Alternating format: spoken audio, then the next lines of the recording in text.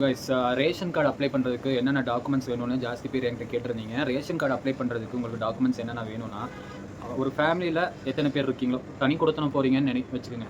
இப்போ தனி குடித்தனம் போகிறீங்க, நீங்கள், உங்கள் மனைவி, குழந்தைங்க இருக்காங்கனாக்கா, அந்த 4 பேரோடது 5 பேரோடது, ஐ மீன் கணவன், மனைவி, அந்த 4 பேரோட அந்த குழந்தைங்க அத்தனை பேரோட டாக்குமெண்ட்ஸ் வேணும். டாக்குமெண்ட்ஸ்னால் என்ன வேணும்? நமக்கு ஆதார் கார்டு வேணும்.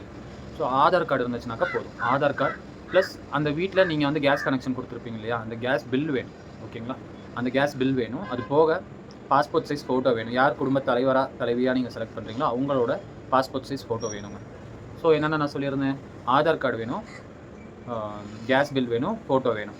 ஸோ இதெல்லாம் இருந்துச்சுனாக்கா ஈஸியாக நம்ம ரேஷன் கார்டுக்கு அப்ளை பண்ணிடலாம். இப்போ 30 to 60 டேஸ்க்குள்ளாரையே அப்ரூவல் ஆகி வந்துரும்னு சொல்லியிருக்காங்க. அது மட்டும் இல்லாமல் நீங்கள் வந்து ஆதார் கார்டில் உங்களோட மொபைல் நம்பர் கரெக்டாக இருக்கணுங்க. ஏன்னா இப்போது நம்ம ரேஷன் கார்டு அப்ளை பண்ணும்பொழுது அந்த ஆதார் கார்டில் லிங்கான மொபைல் நம்பருக்கு ஓடிபி போகுது. அதனால அந்த மொபைல் நம்பர் கரெக்டாக இருக்கிற மாதிரி பார்த்துக்கோங்க. அப்போ தான் நம்ம வந்து அப்ளை பண்ண முடியும். ஓகேங்களா? ஸோ இந்த டாக்குமெண்ட்ஸ் எல்லாம் எடுத்து வச்சுக்கிட்டு நீங்கள் கால் பண்ணிங்கன்னா நாங்கள் உங்களுக்கு ஹெல்ப் பண்ணி கொடுக்குறோம். நீங்கள் ஈஸியாக வந்து அப்ளை பண்ணிக்கலாம். தேங்க்யூ.